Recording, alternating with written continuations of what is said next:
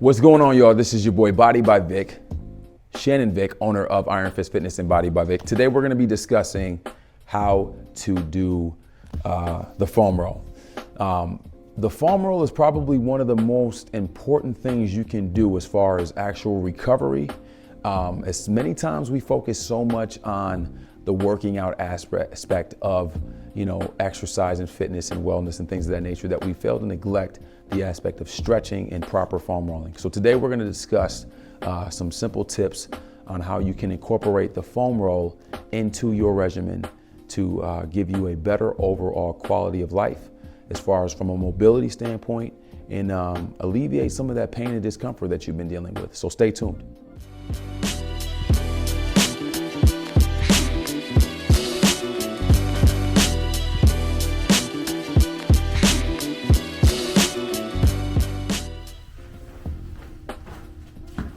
Okay, so the first demonstration utilizing the foam roller that I'm going to work on is going to be the quad. The quad is an area that tends to get, I'd say, overused. What I mean by that is a lot of the equipment exercises that are in the gym nowadays are predicated to work the quad. So a lot of times you have individuals who have overactive quads and underactive hamstrings, which can cause tightness in both areas. So the first demonstration that I'm going to do is we're going to work the quads.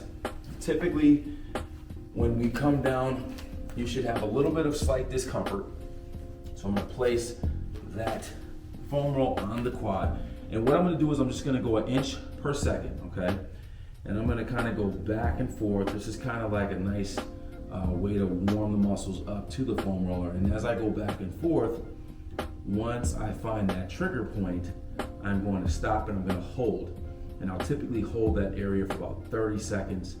And then once that 30 seconds is up, I'll go through, roll again, find the next trigger point, and then hold that for about 30 seconds.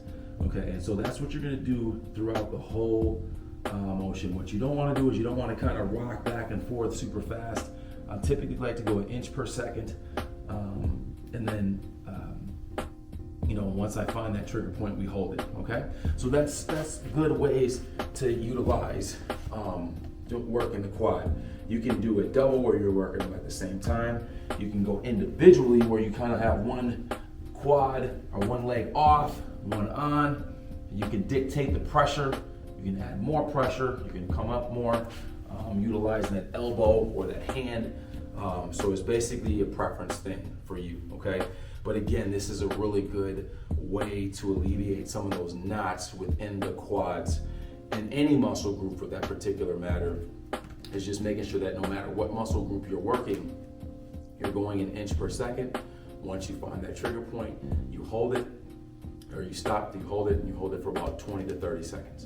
All right. Last one that I want to show. This one is going to be, some individuals have different opinions of this particular demonstration that we're going to do.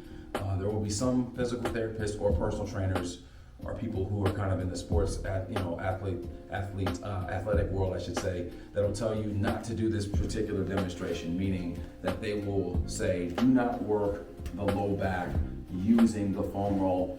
And I agree and don't agree. The first one I'll say I don't agree from the standpoint of if you have core control, all right?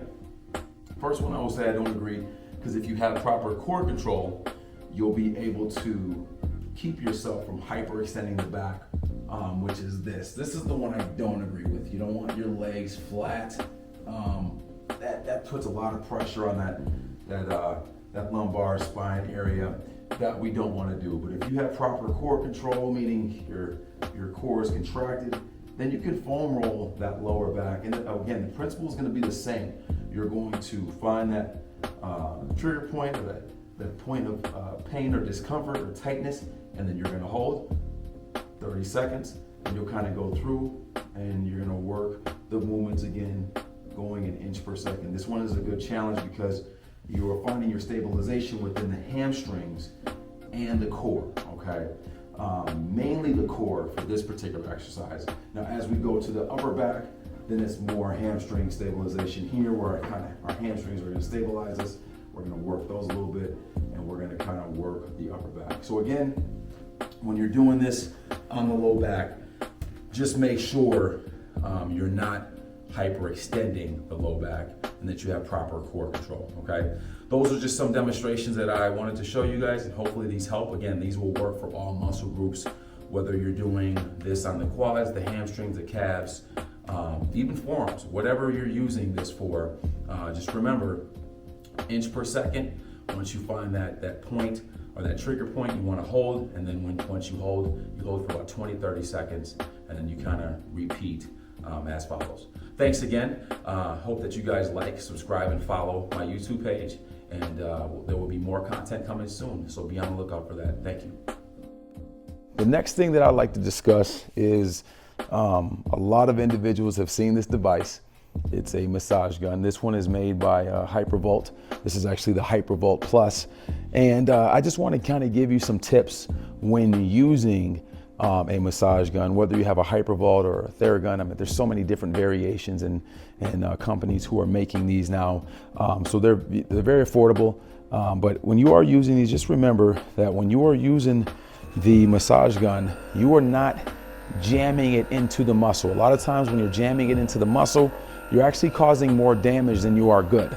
The goal of the massage gun is just to kind of gently glide over the muscle group, all right, let blood flow get to the area, all right, and then when the blood flow gets to the area, you have to understand blood flow is a healing property. So we want to just let the massage gun kind of gently glide over the muscle in that area, and just kind of let it do its thing. But one thing we don't want to do is we don't want to jam it in, because that does, again, more damage than good. And a lot of times when you're working a specified area, you want to maybe do it for 2 to 3 minutes and then you move on to the next muscle group, okay?